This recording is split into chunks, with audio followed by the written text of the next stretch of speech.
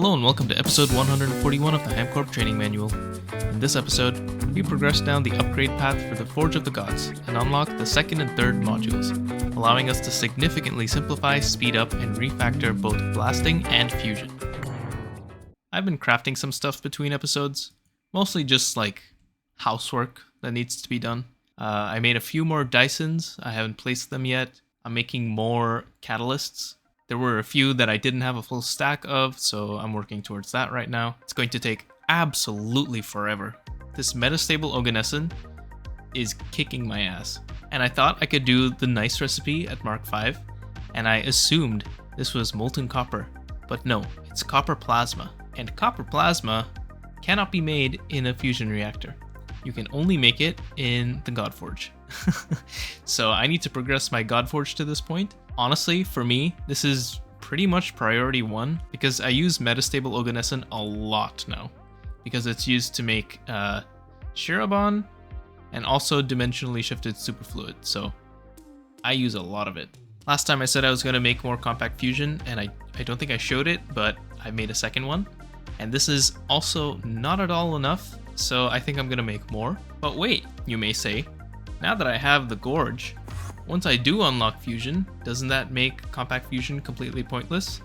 And the answer is no, I think. There are some recipes, as far as I can tell, that cannot be made in the Gorge. So, for example, look at molten californium.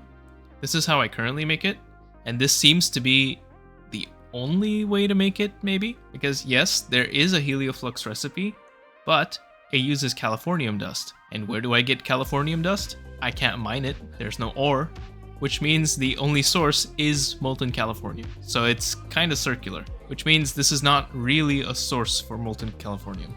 This is the only source, as far as I can tell.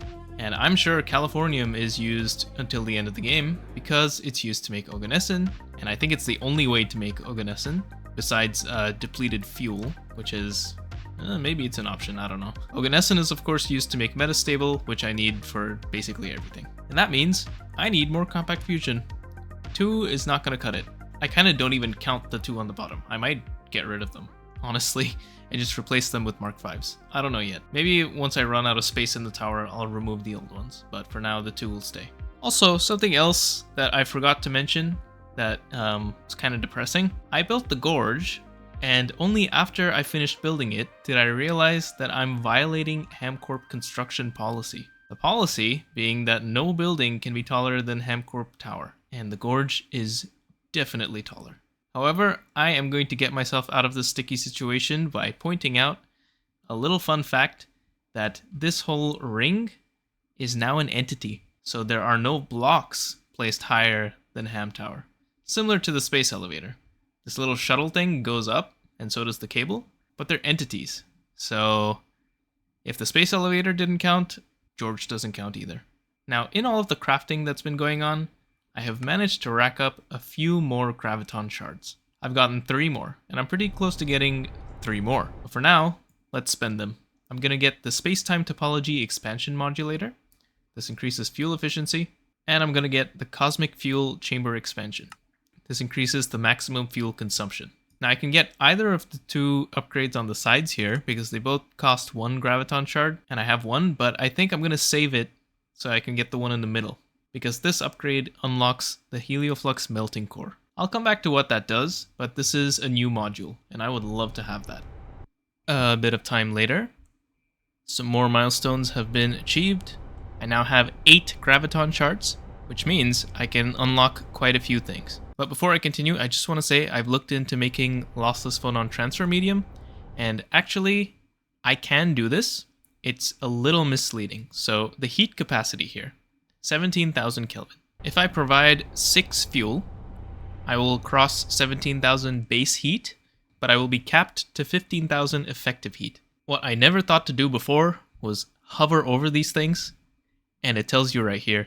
The top value is what's checked to see if a recipe can be run, and the bottom one is for bonuses. So even though I'm capped to 15,000, I can make saturated phononic crystal solution. So this is actually possible, which is good because increasing the heat capacity cap is quite far down this tree, actually. So it would have been a little nonsensical to be able to unlock the other modules but not be able to craft them. To craft them, or even to unlock them, I need harmonic phonon transmission conduits, and these need thermal superconductors and relativistic heat capacitors, both of which require lossless phonon transfer medium. I can actually make the helioflux melting core and the heliothermal plasma fabricator. I just need to gather some items to actually submit for the upgrade tree, and then I can unlock them no problem. The scan for the melting core is a mega alloy blast melter, and the scan for the plasma fabricator is a UIV fluid heater single block. And I've already gone ahead and done those 2 scans, so all that's left is to actually craft them, and to do the upgrades, I guess.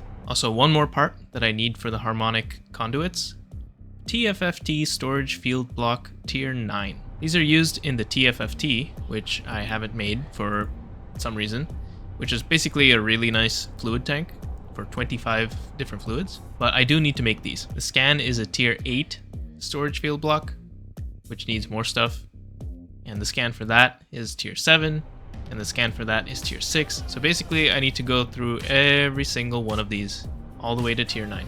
Well, I'll be back when I have all of the input items, and then we can unlock the 2 new modules. A few hours later, I got all the items I need to unlock the upgrades. Let's see. Fluid Dynamics Integration Module. This gives me the melting core, and the Gravitational Plasma Containment Inductor. This gives me the plasma fabricator. I still have 7 more graviton shards to spend, and as we all know, money is useless until it is spent. So let's get some of these side upgrades. Graviton-induced superconductivity system. This increases the base processing voltage of all modules, so things are going to get overclocked even more. Superluminal amplifier. This increases the number of maximum parallels, so that's good too. The relativistic electron capacitor. This unlocks a battery, and I'm not totally sure what the use case for this really is, but based on the battery's capacity, I get an energy discount multiplier. Well, I may as well unlock it, even if I'm not going to use it yet. I'll think about this some more. I don't know exactly where this should be used, but I'll buy it anyway. The closed time-like curve disruption device. I like that name. Time-like curve is a cool little thing. I don't want to explain it here. Look it up. It's cool. Space-like versus time-like. Anyway, this adds a ×2 multiplier to the maximum parallels. Well, that's all the shards I have. I need 1 more shard to get either of these 2 upgrades, and then I'm going to need more shards for more upgrades. But now let's check out these stats. I have a much higher processing voltage, I have a tiny energy discount, and I have quite a few parallels. Now I am going to craft up the plasma fabricator and the melting core, and I'm going to set them up. And then I'll talk about when I want to use the melting core over the power forge versus the other way. And also I'll look at all the plasma recipes and see what would be better to make in here compared to compact fusion. There's probably quite a few different things. Crafting it seems pretty straightforward to me at this point. There's nothing new here, nothing you haven't seen. The scans are already done, like I said before, so it's just a matter of crafting now. Okay, the modules have been set up, but it is almost impossible to see with the shaders on. So I think for now I will be turning off shaders while I'm working in the Godforge itself. So it might be a little jarring between some cuts of this video, and I'm sorry, but there's nothing else I can do, really. That's much better. So, I've set up the helioflux melting core. I haven't hooked it up yet, but this is basically a blast furnace. However, it has the special property of outputting materials as fluids instead of ingots. And this is significant because the regular helioflare power forge, this thing outputs hot ingots, so those need to be cooled still. And cooling ingots is kind of slow, to be honest.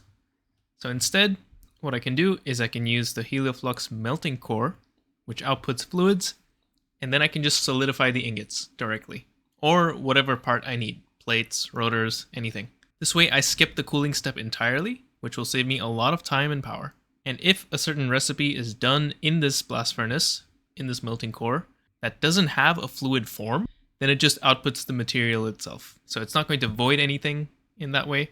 It's still going to work. So I could completely switch from the power forge completely into the melting core, and it should be fine. The only reason I'm keeping the power forge for now is because it has way more parallels. It has twice as many parallels, actually.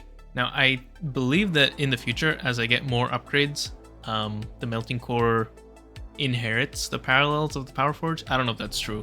I just quickly glanced through the different upgrades, and I think that might have been one of them, something similar to that.